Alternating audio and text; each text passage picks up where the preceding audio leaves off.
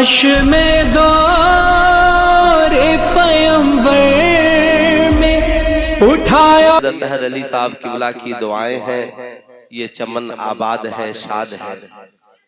बीमार जिंदगी है दवा मांग रही है, बीमार जिंदगी है दवा मांग रही है। ये रूह मदीने की हवा मांग रही है। शक चांद को उंगली से किया अक्ल है हैरान, साइंस मोहम्मद का पता मांग रही है। ऐ खालिके कौनैन बड़ी रात अता कर, ये फातिमा रो रो के दुआ मांग रही है। और हर बेटे के लिए एक शेर, मुमकिन नहीं कि हाल हमारा शिकस्ता हो, मुमकिन नहीं कि हाल हमारा शिकस्ता हो। माँ मेरे लिए घर में दुआ मांग रही है, माँ मेरे लिए घर में दुआ मांग रही है। हर बेटे की कामयाबी के पीछे उसकी माँ की दुआएं होती हैं, उसके बाप की मेहनतें होती हैं, उनके असातिज़ा का करम होता है। अल्हम्दुलिल्लाह आज अपने माँ बाप की बेहतरीन दुआओं की शक्ल में मौलाना शाहिद रजा शमशी साहब किबला के सर पर ये दस्तारे फजीलत का ताजे ज़र्री जामिया शमसुल उलूम भूसी के दस्तार बंदी के जलसे में रखा गया था। अल्हम्दुलिल्लाह आज आपने उसे फिर से तरोताजा कर लिया है, देख लिया है। या आपकी मोहब्बतें, या आपका बैठना, या आज आपका उठना सिर्फ हिंदुस्तान में ही काम नहीं आएगा। इंशाअल्लाह अगर आपने दिल से इन उलमा से प्यार किया है तो ये मोहब्बतें आपकी मैदाने महशर में भी काम आएगी। मालूम है सैयदी सरकार आला हजरत ने अल-मलफूज शरीफ में लिखा, नकल किया कि जन्नत के दरवाजे पर आलिमे दीन को रोक दिया जाएगा। हुक्म होगा, ऐ आलिम दीन ठहर जा। आलिम दीन अर्ज करेंगे, मालिको मौला हम ठहर जाएं। फिर माँ बहनों से गुजारिश है कि आप लोग नहीं आए, सुनो आप लोग नहीं आए। जब हजरत घर जाएंगे ना तो आप लोग जितना फूल माला पहनाना होगा, है ना। मैं ये नहीं कहता कि सोशल मीडिया का जमाना है इसलिए आप लोग मत आइए, बल्कि मैं शरई एतबार से कह रहा हूँ कि आपका आना यहाँ पर दुरुस्त नहीं है। आप मोहब्बत कीजिए, आप माँ हैं तो दुआ दीजिए, जब आपका लाल जाएगा तो आप इन्हें खूब फूल माला पहनाइए, है ना। और तो आलिमे बाअमल को रोक दिया जाएगा। कहाँ रोक दिया जाएगा? जन्नत के, जन्नत आप लोग जानते हैं, अरे सब लोग जन्नत जानते हैं। कितने लोग जानते हैं? जरा हाथ उठाइए तो जन्नत को। ये बताइए जन्नत कहाँ है? दुनिया में जन्नत देखनी हो तो माँ के कदमों के नीचे देखिए, और जन्नत बहुत आसमानों के ऊपर है। याद रखिएगा, जन्नत के दरवाजे पर रोक दिया जाएगा, ऐ आलिमे रब्बानी ठहर जा। आलिमे रब्बानी कहेगा, मालिको मौला सब जन्नत में जाए, हम ठहरे रहे। फरिश्ते कहेंगे, हुक्म रब्बी है ठहर जा, ताकि तेरा कोई मानने वाला जन्नत में जाने से बाकी न रह जाए। लोग उस दिन जन्नत के दरवाजे पर आएंगे, कहेंगे, आलिम साहब आपने मुझे पहचाना, मैंने आपको वुजू के लिए पानी दिया था, मैंने आपके लिए मुसल्ले बिछाए थे, मैंने आपसे सफर में मुलाकात हुई थी तो चाय पानी का इंतजाम किया था, हुजूर आपके फला मुश्किल घड़ी में मैं आपके काम आया था। मैं आपसे कहूंगा, आपकी बस्ती के जो उलमा हैं, इनका साथ हक की तबलीग के लिए दीजिए, हक को कबूल करने की कोशिश कीजिए। अगर आपने अपने भाई को आलिम बनाया है, अपने साहबजादे को आलिम बनाया है, तो आप इनका साथ दीजिए, ताकि ये दीन की तबलीग खुलकर कर सके, इस्लाम की तबलीग खुलकर कर सके, ये हक का बोलबाला हो, ये समाज को सुधारने और संवारने का काम कर सके। इंशाअल्लाह आलिम बनने का मकसद यही होता है। इंशाअल्लाह थोड़ी देर की मेरी गुफ्तगू होगी, फकीर इस हवाले से गुफ्तगू करेगा। मुफ्ती फैयाजुद्दीन साहब किबला मिसबाही आपके गांव के हैं कि नहीं है? अरे बोलिए जरा जोर से, तो मुस्कुराकर बोलिए, आपके गांव के हैं? मुफ्ती शुएब रजा अमजदी आपके गांव के हैं, मौलाना शाहिद रजा शमसी आपके गांव के हैं। इमाम साहब किबला कितना हंसता खिलता चेहरा है। जहां सारी बहारें रखते हैं वहीं अलहुक्कतुल मरजान भी रखते हैं। माशाअल्लाह, बहुत सलाहियत बासलाहियत आदमी है। सैयद साहब किबला की दुआएं हैं माशाअल्लाह। समाज में क्या आप चाहते हैं? ए बेटा, ए बच्चा मेरी तरफ देखो, पीला टी शर्ट, लाल टी शर्ट, जितने बच्चा, हाँ आप मत डांटिए, बैठिए भाईजान, आप बैठिए। मैं टीचर भी हूँ, बच्चों को बैठाना जानता हूँ, आप इत्मीनान से बैठिए। सारे बच्चे मेरी तरफ देखेंगे तवज्जो के साथ, है ना। हम लोगों को अपने रहन सहन को बदलना है, अपने मिजाज को बदलना है, अपने भविष्य को बदलना है, अपने आने वाली जिंदगी को बदलना है। हमें अपने माँ बाप की उम्मीदों पे खड़ा उतरना है ना। सिर्फ मोबाइल में वीडियो ही नहीं बनाना है, बल्कि इसे घर जिंदगी में अमल के लिए कुछ सोचना भी है। याद रखिएगा, डॉक्टर इकबाल ने कहा, ऐ ताइरे लाहूती, उस रिज्क से मौत अच्छी, आती हो जिस रिज्क से परवाज में कोताही। आगे कहा, कुव्वते फिक्र अमल पहले फना होती है, तब जाकर किसी कौम की अजमत पे सवाल आता है।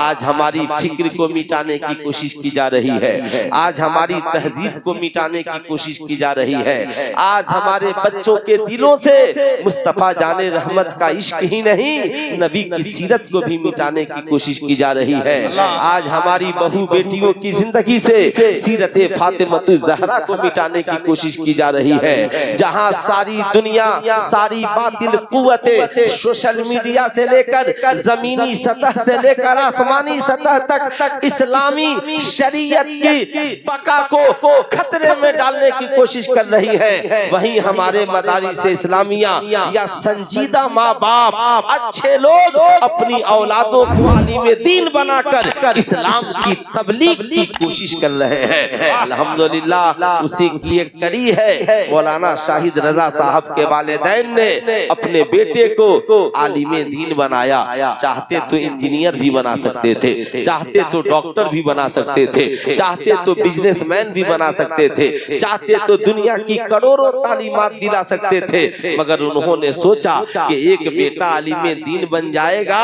तो इंशाअल्लाह हमारी दुनिया भी हसीन होगी, दुनिया में भी हमारी इस्लाह करेगा। हमारे अकीदे की हिफाजत, हमारे ईमान की हिफाजत, हमारी जिंदगी में जो गलतियां होंगी वो शरीयत की रोशनी में उसकी इस्लाह करेगा। बस्ती के लिए एक रोशन चराग होगा, लोगों को सच्ची और अच्छी बातें बताएगा। तो इंशाअल्लाह उस आलिम रब्बानी के इल्म की बरकतों से हम दुनिया में भी अपनी जिंदगी को कामयाब करेंगे और मैदाने महशर में भी इंशाअल्लाह उस आलिम रब्बानी के वसीले से जन्नतुल फिरदौस में चले जाएंगे इंशाअल्लाह। अल्लाह का बहुत बड़ा फजलो करम है कि उन्होंने इस पुरफितन दौर में भी अपने बच्चे को आलिम दीन बनाया।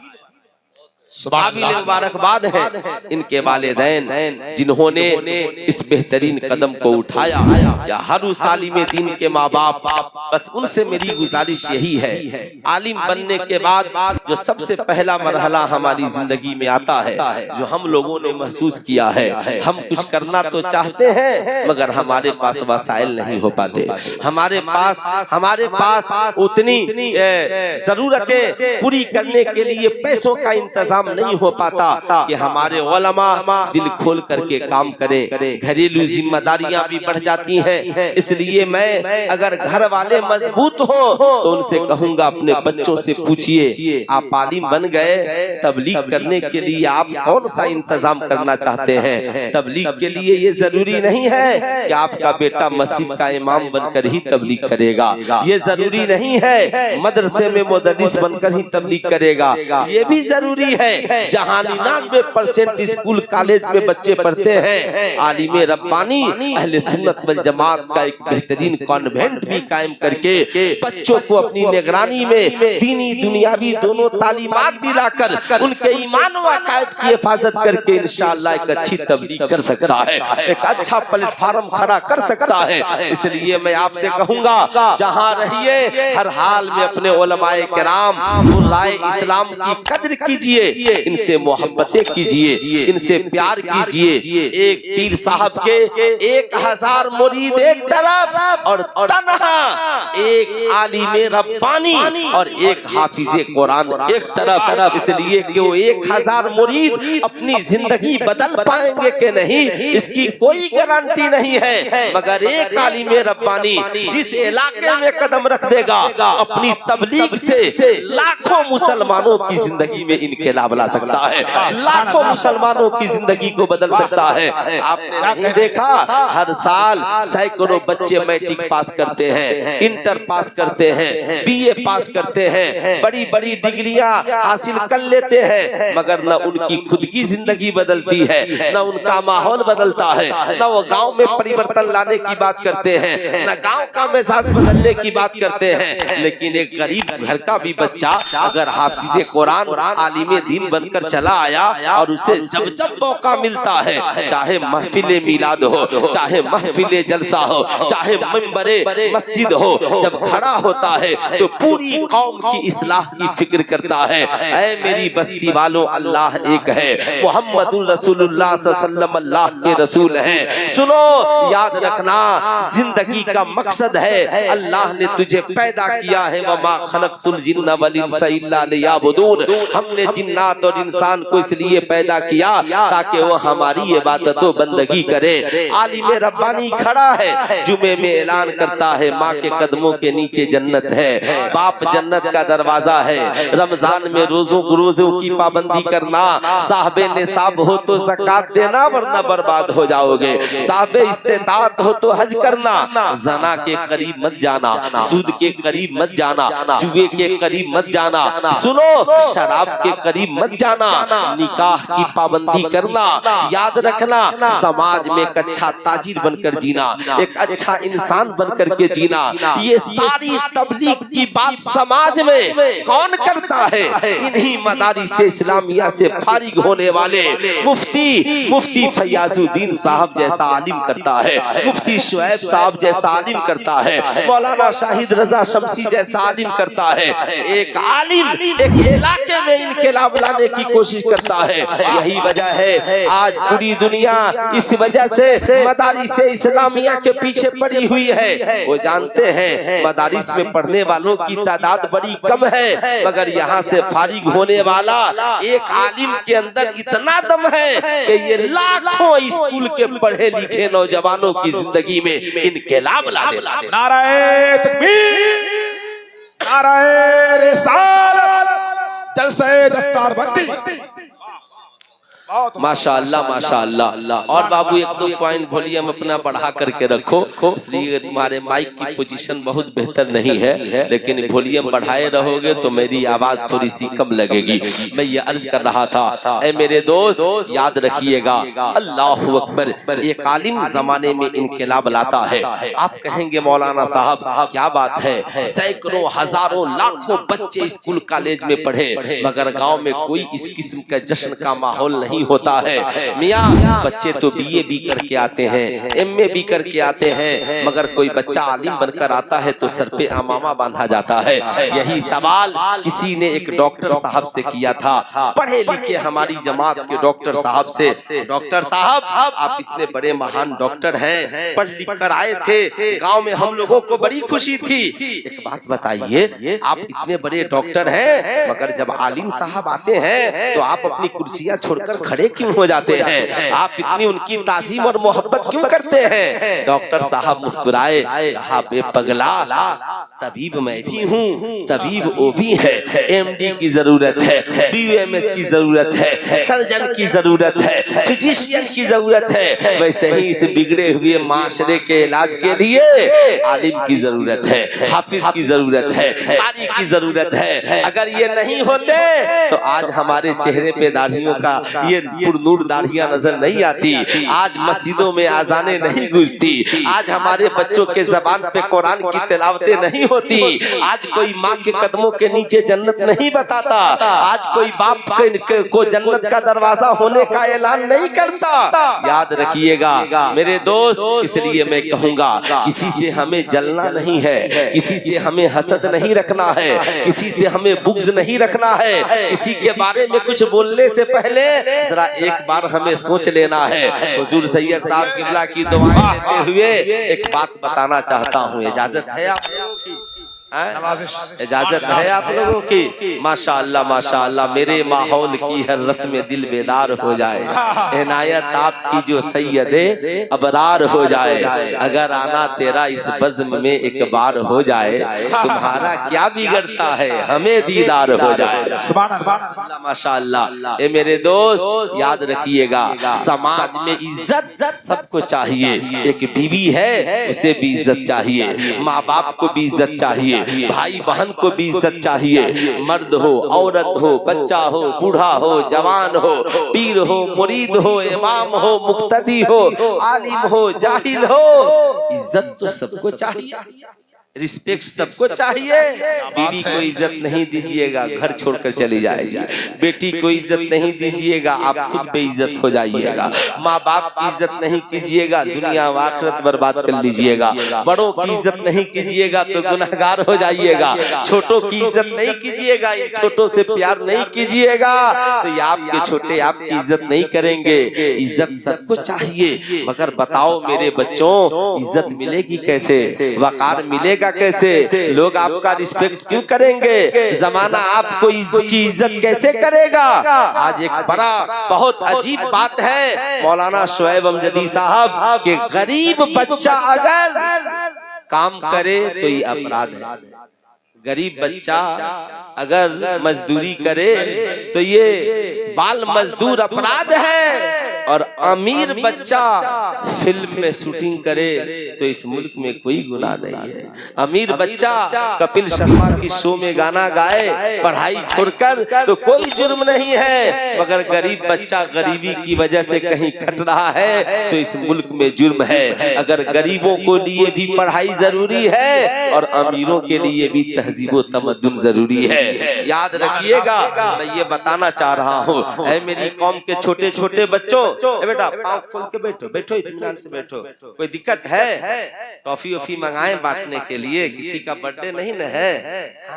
स्कूलों में खूब चलता है हजरत, है ना? सारा बच्चा आपसे कहेगा सर आज उसका बर्थडे है, कल उसका बर्थडे है, सब खुशी मनाते हैं। लेकिन मैं याद दिलाना चाहूंगा, खुशी तुम्हारी बर्थडे की तब होगी जिस दिन तू पढ़ लिख कर अपनी माँ को खुश कर देगा, अपने वालिद को खुश कर देगा, जिस गोद में तूने जन्म लिया है, जिस दिन कमाओ माँ कर उस माँ की जिंदगी में खुशी पहुंचा देगा। माशाअल्लाह माशाअल्लाह। सुनो मेरी कौम के शहजादों, याद रखना आज बड़ी खुशी हो रही है। तकरीर तो मैं बहुत दिनों से कर रहा हूँ, आज लग रहा है कि अपनों के बीच बैठकर खिताब कर रहा हूँ। मेरे दोस्त, समाज में हर इंसान को इज्जत चाहिए, मगर इज्जत मिलेगी कैसे, वकार मिलेगा कैसे? जमाना तो हमें अकलियत कहता है, जमाना तो हमें पसमानदा कहता है, बड़ी कुर्सी पे बैठने वाला हमें मोची कहता है, कोई हमें पंचर बनाने वाला कहता है। बड़े पुरफेतन दौर से हम गुजर रहे हैं। मेरी कौम के शहजादे शहजादियों, मेरी तकरीर को हल्के में मत लेना, बल्कि इस तकरीर को तहरीक समझ करके सोच सुनना और सोचना। जहां से हमारी बेइज्जती की जा रही है, इसी इंडिया में एक वक्त था जब भारत आजाद हुआ तो भारत का पहला शिक्षा मंत्री बनाने के लिए इंडिया के सबसे पढ़े लिखे इंसान को तलाशा गया। मैं उनके अकीदे की बात नहीं करता, लेकिन इस वक्त इंडिया का जो सबसे पढ़ा लिखा इंसान था वो कलकत्ता के रहने वाले मौलाना अबुल कलाम आजाद थे, जिन्हें भारत का पहला शिक्षा मंत्री बनाया गया। आप ताजुब कीजिएगा मियां, पूरे हिंदुस्तान की सबसे बड़ी दुनियावी एतबार से इल्मी मरकज का नाम अलीगढ़ मुस्लिम यूनिवर्सिटी है, लेकिन जहां का पढ़ा लिखा प्रोफेसर भी जिस आलिम रब्बानी के सामने जाकर अपने मसाइल को हल कराता है उसे इमाम इश्क व मोहब्बत सैयदी सरकार आला हजरत कहा जाता है। मैं याद दिलाना चाहूंगा मेरे दोस्त, आज जिस समाज में हम और आप जीवित और जिंदा हैं, आज कुछ लोग कहते हैं मौलाना साहब आप बताइए आखिर सिस्टम में सुधार होगा कैसे? सिस्टम में सुधार सिर्फ गुटखा पान मसाला खाने से नहीं होगा। अभी मैं आया तो ये पूरी आपकी जमीन गुटखा पान मसाला से भरी हुई है। आप कितना गुटखा पान मसाला खाते हैं? आप अपनी बीवी के सामने, आप अपने बच्चों के सामने, आप अपनी औलादों के सामने गुटखा पान मसाला खा रहे हैं। मालूम है, याद रखिएगा, बच्चे सिर्फ पढ़कर नहीं सीखते, बच्चे आपके किरदार को देखकर भी सीखते हैं, आपके कैरेक्टर को देखकर भी सीखते हैं। इसलिए मैं अपने बड़े बुजुर्गों से भी कहूंगा ये गुटखा पान मसाला का दौर खत्म कीजिए और उन तमामी पैसों को तालीम के लिए खर्च कीजिए। आपको मैं याद दिलाना चाहूंगा ऐ मेरे दोस्त, इस दौर में जिसमें हम और आप जीवित और जिंदा हैं, समाज में इज्जत सबको चाहिए, अमीर गरीब, बच्चा बूढ़ा जवान, मगर इज्जत मिलेगी कैसे? कुरान ने 1450 वर्ष पहले कहा इज्जत की सिर्फ एक राह है, उतुल इल्म दर्जात, जो इल्म हासिल करेगा अल्लाह उसके रुतबे को बढ़ा देगा, उसकी इज्जत को बढ़ा देगा।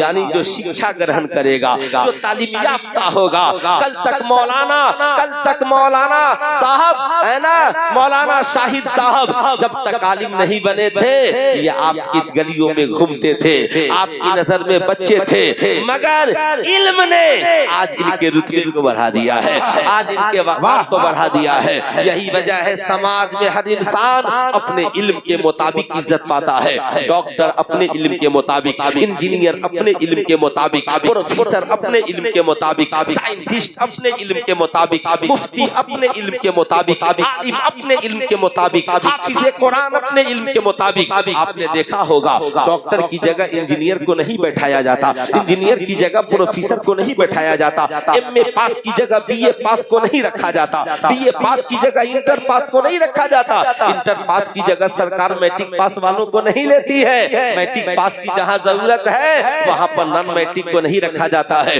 ऐसे ही जहां मुफ्ती की जरूरत है वहां आलिम को फिट नहीं किया जाता है, जहां आलिम की जरूरत है वहां कारी को फिट नहीं किया जाता है, जहां कारी की जरूरत है वहां नाजरा खां को फिट नहीं किया जाता है। समाज में हर इंसान को जो कुर्सियां मिलती हैं, इज्जतें मिलती हैं, उसके इल्म के मुताबिक मिलती है। आज हमारे छोटे छोटे बच्चे बच्चियों के ज़हन में ये बात है कि आज इंसान दौलत से अमीर होता है, अरे फला के पास पैसा बहुत ज्यादा है, फला बहुत अमीर है। मेरे दोस्त, इंसान पैसे से अमीर नहीं होता। ऐ मेरे बच्चों, तुम भी अमीर हो जाओ। तुम कहोगे मेरे बाप के पास बहुत बड़ी प्रॉपर्टी नहीं है, हम अमीर कहां से होंगे? मेरे बाप के पास बहुत बैंक बैलेंस नहीं है, हम अमीर कहां से होंगे? मेरी माँ तो गरीब है, मेरे वालिद तो गरीब है, हम तो मजदूर किसान हैं, एक वक्त खाते हैं दूसरे वक्त नहीं। आप अमीर हो जाओगे। आप कहोगे वो कैसे? मैं कहूंगा सुनो, अल्लाह ने जो तुझे अक्ल दी है इसका इस्तेमाल तालीम के लिए करो, शिक्षा के लिए करो, एजुकेशन के लिए करो। तुम सारी ताकत पढ़ाई में लगा दो, इसलिए कि इंसान दौलत से अमीर नहीं होता। एक डॉक्टर पढ़ लिख कर डॉक्टर पहले बनता है, समाज का अमीर इंसान बाद में बनता है। एक प्रोफेसर पढ़ लिख कर प्रोफेसर पहले बनता है, अमीर इंसान बाद में बनता है। एक आईपीएस अफसर पढ़ लिख कर आईपीएस अफसर पहले बनता है और अमीर इंसान बाद में बनता है। भारत में सैकड़ों आईपीएस अफसर हैं। किसी का बाप रिक्शा चलाता था, कोई गरीब घर का था, कोई मौलाना का बेटा था, कोई हाफिज साहब का बेटा था, लेकिन सबने गरीबी को बर्दाश्त किया और गरीबी को अमीरी में बदलने के लिए तालीम की राह में मेहनत की, शिक्षा की राह में मेहनत की, एजुकेशन की राह में मेहनत की। ऐ मेरी कौम के शहजादे और शहजादियों, हम कोशिश करके 5 साल की कुर्सी तक नहीं पहुंच सकते हैं, मगर पढ़ लिख कर मेरी कौम का हर नौजवान इंशाअल्लाह 60 साल की कुर्सी तक जरूर पहुंच सकता है। इसलिए मैं कहूंगा, ऐ नौजवानों, मिटा दो अपनी हस्ती को अगर कुछ मर्तबा चाहो, कि दाना खाक में मिलकर गुले गुलजार होता है। आपको बढ़ना है, आप किसान के बेटा हैं, टेंशन मत लीजिए। आप गरीब घर में पलते हैं, टेंशन मत लीजिए। बेटा तू भी खाता है पुरिया, कौन ची का पुरिया? देखो ये सब क्या, ये सब चक्कर में पड़े हुए हो। बड़ों का पुरिया गुटका मत देखो, इन आलिमों को देखो, ये लोग आलिम बने हैं। तुम्हारे गांव में कोई बच्चा डॉक्टर होगा, उसे देखो, कोई IPS अफसर होगा, उसे देखो। मुस्तकबिल तेरे हाथ में। इधर देखो बेटा, बैठो इत्मीनान से, इधर देखो। याद रखना, डॉक्टर अपने अपने इल्म के हिसाब से इज्जत पाता है, प्रोफेसर अपने इल्म के हिसाब से इज्जत पाता है। यही वजह है मैं बोलता हूँ, मुफ्ती फैयाजुद्दीन साहब पढ़ लिख कर मुफ्ती पहले बने हैं। शहरे लखनऊ के एक मुअज़्ज़ज़ आलिम और अमीर इंसान बाद में बने हैं। मुफ्ती शुएब साहब किबला पढ़ लिख करके आलिम रब्बानी पहले बने हैं, और इंशाअल्लाह आहिस्ता आहिस्ता समाज के अमीर इंसान भी बन जाएंगे। मौलाना शाहिद रजा शमसी साहब ये पढ़ लिख कर आलिम बने हैं। इस इल्म का फैजान मैं आपको याद दिलाना चाहूंगा। ऐ मेरी कौम के बच्चों, सरकारें, हुकूमतें, लोग आपकी खूबसूरती का पैसा नहीं देते, आपकी पर्सनालिटी का पैसा नहीं देते, बल्कि जो लोग आपको पैसा देते हैं वो आपके इल्म और हुनर का पैसा देते हैं, वो आपके एजुकेशन का पैसा देते हैं। लोग आपका इस्तेमाल नहीं, आपकी सलाहियतों का इस्तेमाल करते हैं, आपकी इल्म और एजुकेशन की क्वालिटी का इस्तेमाल करते हैं। इसलिए मैं कौम के हर बच्चा बच्ची से कहूंगा, आपको सबसे पहले कुछ बढ़ाना है तो ये हाई फाई जुल्फों को नहीं बढ़ाना है, बल्कि पावर ऑफ एजुकेशन को बढ़ाना है, अपनी तालीमी सलाहियत को बढ़ाना है, ताकि आप दीनी मैदान में भी, दुनियावी मैदान में भी अपना नाम भी रोशन करें, अपने माँ बाप का भी नाम रोशन करें, अपने खानदान का भी नाम रोशन करें, और अपनी इस बस्ती और गांव का भी नाम रोशन। नाराए तकबीर, नाराए रिसालत, मज़हबे अहले सुन्नत, जलसे दस्तारबंदी। मैं इन बच्चों से कहूंगा, आज जो ये छोटे छोटे बच्चे मेरे सामने बैठे हैं, आला हजरत का भी बचपना था, गौसे आजम के पास भी बचपना था, ख्वाजा गरीब नवाज के पास भी बचपना था, लेकिन उन अल्लाह के वलियों ने अपने बचपने का इस्तेमाल खेल कूद में नहीं किया, बल्कि तालीम हासिल करने के लिए किया है, शिक्षा ग्रहण करने के लिए किया है। आपने देखा होगा, आज छोटे छोटे बच्चे इसलिए नाराज नहीं होते कि मेरे बाप ने मुझे अच्छा स्कूल नहीं दिलाया, अच्छी किताबें नहीं दिलाई, अच्छे टीचर और अच्छे आलिम का इंतजाम नहीं किया। आज तो बच्चे इसलिए नाराज होते हैं कि मेरे माँ बाप ने मुझे महंगा मोबाइल फोन नहीं दिलाया। आज हमारी कौम की बच्चियां इसलिए नाराज नहीं होती कि मेरे बाप ने मेरी शिक्षा का इंतजाम अच्छा नहीं किया, मेरी तालीम का व्यवस्था सही नहीं किया। वो तो इसलिए नाराज होती हैं कि मेरे बाप ने मुझे हाई फाई आईफोन क्यों नहीं दिलाया। ऐ मेरी कौम के बच्चों, ये मोबाइल आपकी जिंदगी के लिए खतरा है, ये मोबाइल वायरस है। इंडिया में भी सोचा जा रहा है कि कैसे 0 साल से लेकर 16 साल के बच्चों को मोबाइल से बचाया जाए। अनकरीब आप सुनिएगा कि व्हाट्सएप अपडेट उसी का होगा जिसका आधार कार्ड वेरीफाई होगा। 16 साल से कम उम्र बच्चों के लिए व्हाट्सएप, फेसबुक, इंस्टाग्राम किसी चीज की इजाजत नहीं होगी। ऑस्ट्रेलिया दुनिया का पहला मुल्क है जिसने अपने मुल्क में 0 साल से लेकर 16 साल तक के लोगों पे मोबाइल की पाबंदी आयद कर दी है। जर्मन दुनिया का दूसरा मुल्क है जिसने अपने बच्चों को सोशल मीडिया से दूर करने की कोशिश कर रहा है। या आज हमारी कौम का नौजवान, हमारे छोटे छोटे बच्चे बच्चियां, इनको तो मोबाइल के बगैर जिंदगी में चैन और सुकून नहीं है। मैं आपसे पूछना चाहता हूँ, पूछिए मुफ्ती शुएब साहब से, दुनिया के सबसे कामयाब इंसान का नाम क्या है? कौन कामयाब व्यक्ति है? सबसे कामयाब इंसान, दुनिया में सबसे कामयाब इंसान। सबके जबान पर एक ही नाम होगा, मोहम्मदुर रसूलुल्लाह सल्लल्लाहु अलैहि वसल्लम। बादस खुदा बुजुर्ग तुई, किस्सा मुख्तसर ला युमकिनु समाओ कना कमा काना हक़्क़हु। बादस खुदा बुजुर्ग तुई, किस्सा मुख्तसर, कोई हद है उनके उरूज की, बलगल उला बेकमालिही। यानी हुजूर से बड़ा तरक्की याफ्ता कोई नहीं है। न उनके हुस्न का जवाब है, न उनके गुफ्तार का जवाब है, न उनके रफ्तार का जवाब है। याद रखिएगा, न उनके खानदान का जवाब है, न उनके इल्म का जवाब है, न उनके इखलाक का जवाब है। अगर मैं एक एक मिसाल पेश करूं तो रातें खत्म हो जाएंगी, मगर बातें खत्म नहीं होंगी। क्यों? मेरे और आपके रज़ा ने कहा, सबसे आला वाला हमारा नबी, सबसे बाला वाला हमारा नबी। सारे ऊंचों से ऊंचा समझिए जिसे, है उन ऊंचों से ऊंचा हमारा नबी। कौन देता है देने को मुंह चाहिए, देने वाला है सच्चा। पूरा मजमा एक बार ठंडी नहीं लग रही हो तो हाथ उठाकर बोल दे, देने वाला है सच्चा।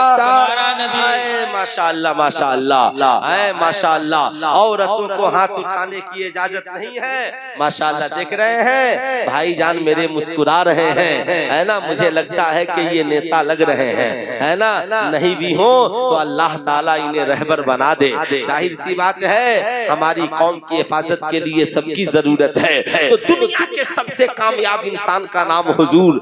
आपसे कोई कह सकता है, आप चूंकि कॉलेज स्कूल में भी पढ़ते हैं तो लोग कहेंगे, अच्छा आपके हुजूर सबसे कामयाब हैं, तो क्या साइंटिस्टों से भी कामयाब है, रिसर्चरों से भी कामयाब है? आप कह दीजिए, हाँ, सारी दुनिया के साइंटिस्टों और रिसर्चरों को जमा कर दीजिए तो इंडिया की एक संस्था है जिसका नाम है नासा। यानी सब नासा में पहुंचते हैं। इंडिया के जितने ब्रिलियंट हैं, एपीजे अब्दुल कलाम से लेकर सब उनकी रसाई नासा तक। अब नासा से जहाज बनाते हैं और चांद के ऊपर जाते हैं। 1450 वर्ष पहले कुरान ने इसका जिक्र किया, वल कमरी इज़्ज़त तसक लतरकबुन तबकन अन तबक फमा लहुम ला युमिनून। कसम है उस चमकते चांद की, एक जमाना आएगा लोग सवारी बनाएंगे और चांद के ऊपर चले जाएंगे। कौन कह रहा है? मियां ये कुरान कह रहा है। मगर कुरान ने आगे कहा, फमा लहुम ला युमिनून। ऐ चांद पे जाने वालों, अब भी ईमान नहीं लाओगे? अल्लाह अल्लाह, क्या सवाल किया कुरान ने। चांद पे गए चले गए, अब तो ईमान का यकीन कर लो। यही वजह है साइंसदान मुसलमान हो जाते हैं, जो ऊपर जाते हैं आकर साहबे ईमान हो जाते हैं। वो कहते हैं कि अंतरिक्ष से सिवाय मक्का मदीना के कुछ दिखता ही नहीं है। हम माने कहाँ?